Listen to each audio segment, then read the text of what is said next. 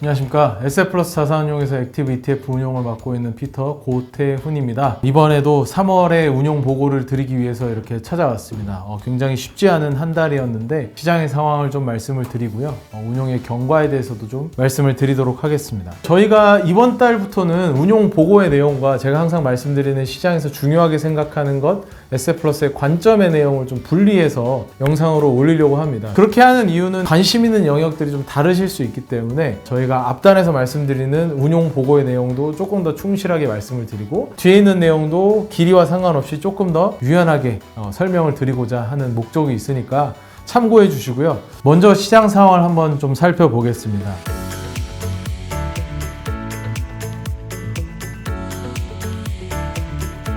지난 한 달간은 특히나 이제 미국 시장의 조정폭이 좀 크게 나타났습니다. 연초 이후로 S&P 500도 4.6% 정도가 빠졌는데 특히나 이제 그 빠진 것들이 대부분 다 3월에 좀 많이 하락을 했고요. S&P 500이 지난달에 5.8%, 나스닥 100이 마이너스 7.7% 정도 하락을 하면서 큰 폭의 하락을 좀 보여줬습니다. 반면에 이제 중국 시장 같은 경우는 지난달에 이어서 조금 긍정적인 모습들 보여주면서 HSCEI 지수 기준으로 1.2% 정도가 상승을 하는 모습이었고요. 우리나라 시장은 상대적으로 긍정적이었지만 지난 3월은 좀 견디지 못했던 모습이었고요. 코스피 기준으로 지난달에 2% 하락, 코스닥 기준으로 9.6% 하락을 했습니다. 지난달에 이어서 역시나 트럼프 정부의 관세 부과 방향성에 대한 불확실성이 계속됐는데요. 촬영하고 있는 오늘이 지금 4월 3일인데요. 오늘 새벽 기준으로 이제 상호관세에 대한 내용이 발표가 되면서 미국장이 다시 한번 좀 빠지고 있지만 시장이 어느 정도의 불확실성을 좀 제거해 나가는 이제 그런 상황이라고 판단은 되고 있습니다. 전반적으로 아직도 불확실성이 남아있기는 하지만 트럼프 정부에서도 이번 발표하면서 얘기했던 것 중에 가장 강한 수준으로 일단 책정을 해놓은 것이고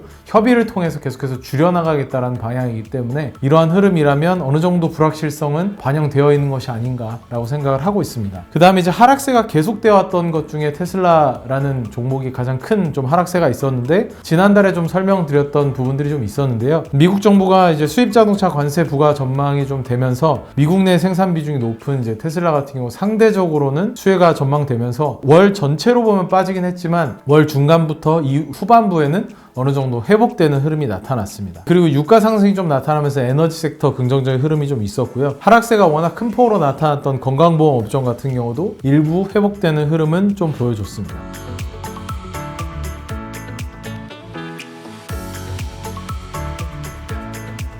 저희 펀드의 운용 성과로 가서 말씀을 드리면 항상 저희가 말씀드리는 건 SF플러스의 비즈니스 모델 액티브 ETF 같은 경우 혁신을 담아가는 플랫폼과 대장장이, 소비를 담아가는 영에이지와 시니어 이런 축으로 저희가 운용을 하고 있는데요. 혁신을 주로 담아가는 플랫폼과 대장장이 같은 경우는 조정폭이 조금 더 나타나는 모습이었고요. 벤치마크 대비해서 글로벌 플랫폼 같은 경우는 1.8% 언더, 글로벌 대장장이 같은 경우는 0.9% 정도 언더를 했습니다. 사실 전반적인 하락세에 비해서는 그렇게까지 큰 폭은 아니었지만 연초 대비로 봤을 때는 여전히 좀 언더퍼폼 폭이 좀 있는 상황이기 때문에 저희가 이것을 좀 회복해 나가려고 계속 노력을 좀 하고 있다라고 보시면 좋을 것 같고요. 영에이지와 다이나믹 시니어 같은 경우는 영에이지는 아웃퍼폼을 했고 다이나믹 시니어 같은 경우는 언더퍼폼이 소폭 있었는데 연초 대비해서는 각각 4%, 3.8% 정도의 아웃퍼폼을 하고 있기 때문에 S&P 500 대비해서 좀 더 견조한 모습을 보여주고 있다 라고 보시면 좋을 것 같습니다.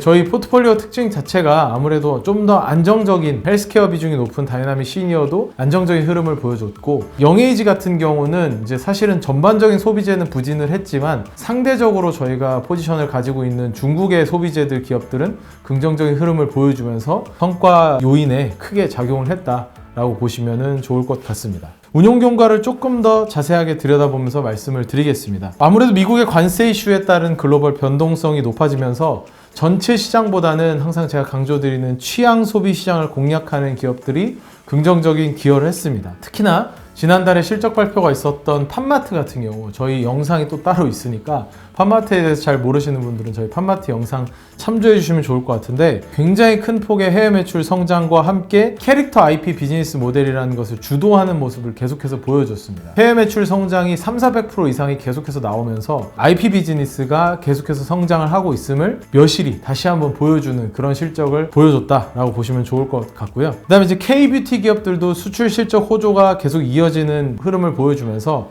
에스테틱이라든지 미용기기 분야에서 해외 매출 상승이 상승이 지속되는 모습을 보여줬습니다. 그래서 저희는 뭐 파마리서치라든지 APR이라든지 이런 기업들이 긍정적인 기여를 했다라고 보시면 좋을 것 같습니다. 이제 두 번째로는 전 세계적으로 아무래도 방위 산업에 대한 예산 지출 강화가 지속되고 있는 상황이고요. 방위비 지출 규모를 크게 키운 유럽 중심의 주가 상승이 이루어졌는데 저희가 비중을 가지고 있는 국내 방산 기업들도 그런 흐름 속에서 주가가 굉장히 긍정적으로 나타나면서 하나 에어로스페이스나 현대 로템 같은 국내 대표 방산 기업들도 저희 포트폴리오에 긍정적 기여를 했다라고 보시면은 좋을 것 같고요. 그리고 이제 독일 중심의 유럽 방위비 강화 흐름이 있지만 거기에 더해서 독일이 지난 시간 동안 유동성 확장이 이루어지지 않아 왔었는데 이런 방위비 지출과 함께 유동성도 좀 확장을 하면서 경기가 좀 회복될 것으로 전망이 되는 상황이기 때문에 저희가 편입을 했던 독일 거래소 기업인 도이치보어스 같은 경우도 긍정적인 기여를 했다라고 보시면 좋을 것 같습니다. 근데 초반에 설명드렸던 것처럼 미국 중심의 소비재들, 글로벌 전체 경기에 영향을 받는 이런 소비재들 같은 경우는 부진한 흐름을 이어갔는데요. 전반적인 글로벌 소비 둔화의 영향으로 나이키나 룰루레몬 같은 스포츠 브랜드들은 부진한 모습들을 보여줬고요. 사실 이 두 기업은 각자 개별적인 이슈들도 사실 있습니다. 나이키 같은 경우는 지난 시간 동안 다른 러닝화 브랜드들이 올라오는 동안 마켓쉐어를 좀 뺏겨가는 모습을 보여줬기 때문에 이것을 어떻게 수성할지에 대한 의문이 있었고요. 그래서 이제 실적을 턴어라운드하는 과정이 좀 필요한데 아직은 좀 부진한 흐름을 보여줬다라고 보시면 좋을 것 같고요. 룰루레몬 같은 경우도 애슬레저 트렌드를 주도하면서 레깅스 시장이라든지 이런 시장을 주도하는 선도하는 기업이었는데 점차 이런 것들을 강하게 들어오는 애슬레저 브랜드들, 로컬 브랜드들이 성장을 하면서 주도권을 조금은 잃어가는 모습이 나타났던 게 부진의 원인이 있었다라고 보시면 좋을 것 같습니다.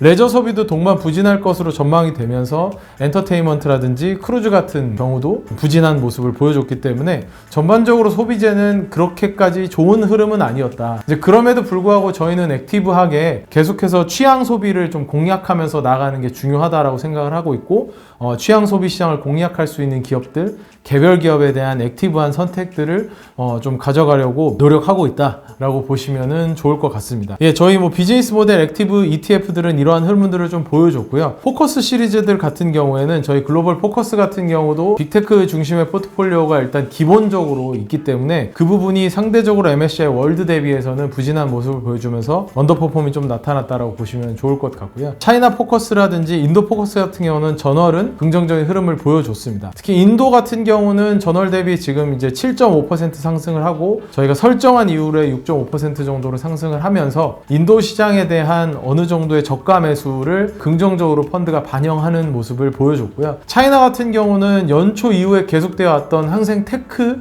상위 기업들 중심으로의 반전은 좀 많이 어느 정도 누그러지는 상황이라고 보시면 좋을 것 같고요.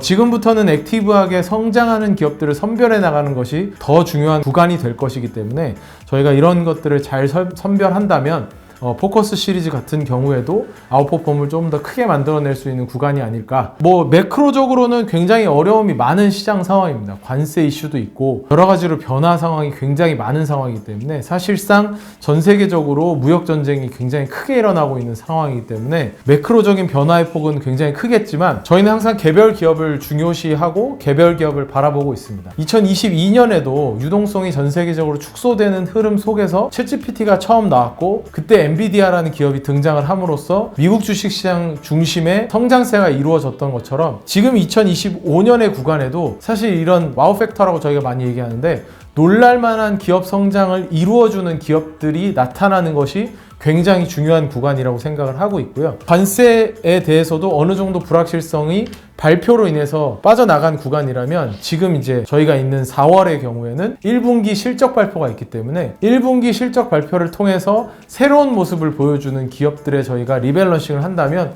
충분하게 지금 어려운 구간에서도 액티브하게 아웃퍼폼을 할 수 있지 않을까라고 생각을 하고 있습니다. 저희는 항상 비즈니스 모델이 강건해지고 있는 기업에 주목을 하다 보면 전체 시장을 바라보는 추정의 오류에서 조금은 벗어나서 이 시대를 주도하는 기업들과 함께 부자되는 꿈을 이룰 수 있다라는 저희 에셋플러스의 운용 철학처럼 여러분들도 함께 행복해질 수 있는 그런 포트 운용할 수 있도록 최선을 다하도록 하겠습니다. 예, 오늘도 함께 해주셔서 감사합니다.